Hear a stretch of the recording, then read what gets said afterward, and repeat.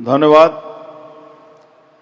আমাদের সবারই প্রিয় নেতা, আমাদের দলের প্রেসিডেন্ট শ্রমিক Bhattacharya, Rajya Sabha member,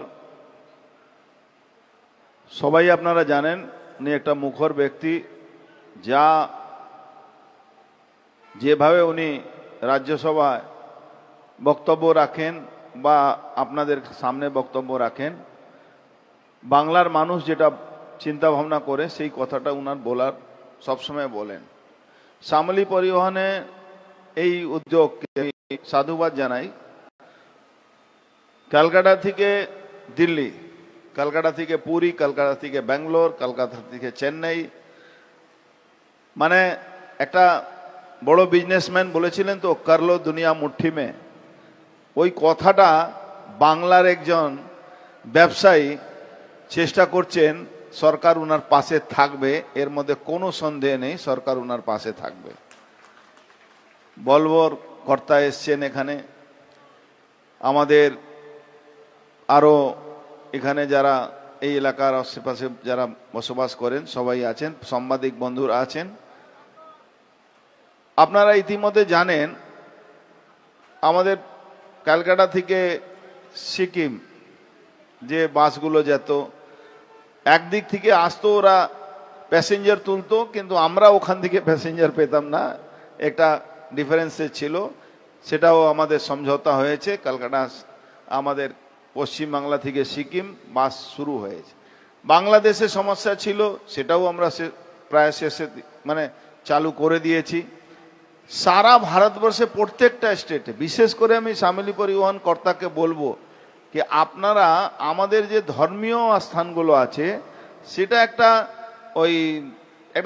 chain of system করুন, যেখানে এখান থেকে বাস যাবে, ওখানে সব জায়গা ঘুরিয়ে আবার নিয়ে আসবে। আপনি করেছেন, কিন্তু অনেক জায়গা আরো করতে হবে।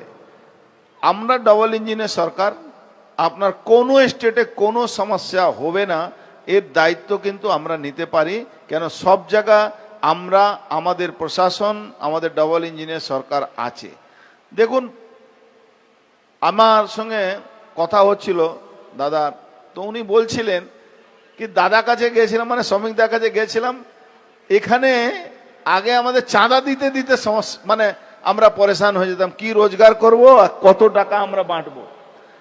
তখন শ্রমিকদা বলছেন যে চাঁদা নিতে আসবে আমাকে বলবেন। এটাই হলো প্রেসিডেন্টের কথা, এই হলো বাংলার একজন মানে মুখর ব্যক্তি যে আপনাকে অ্যাসুরেন্স দিচ্ছেন 100%।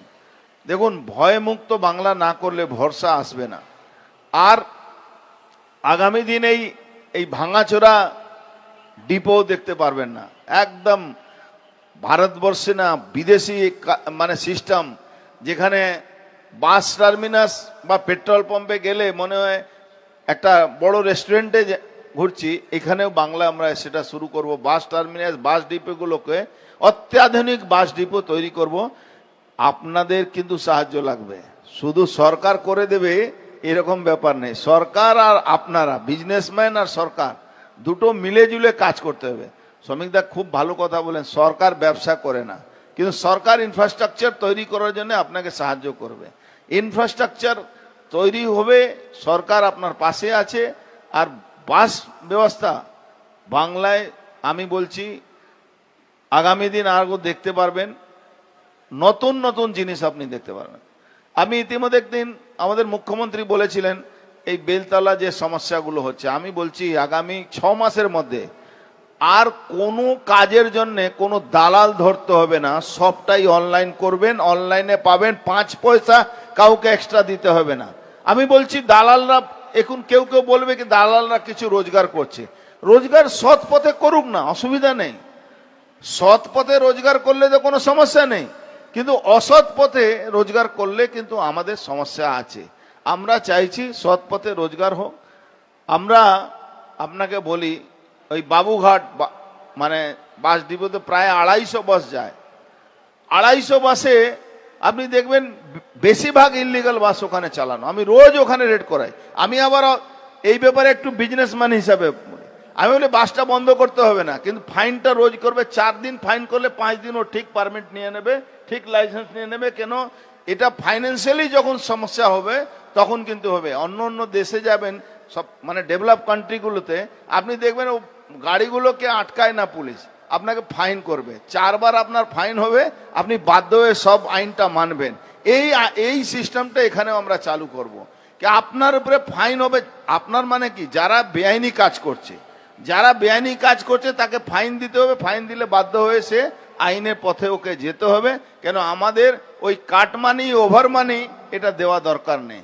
বাংলায় পরিবহনটা খুব ভালো হবে, আপনারা বিশ্বাস করবেন। 1 বছর সময় চেয়েছেন আমাদের প্রেসিডেন্ট, আমরা 1 বছরের মধ্যেই অনেকটা কাজ এগিয়ে নিয়ে যাব, এর মধ্যে কোনো সন্দেহ নেই। বাংলা ভয়মুক্ত হয়েছে, ভরসা এসছে। মোদিজি যে স্লোগান, এই স্লোগান বাংলায় আমরা কার্যকর করে দেখিয়ে দেব। আগামী দিন আবার দেখা হবে। ধন্যবাদ, ভালো থাকুন। ভারত মাতা কি।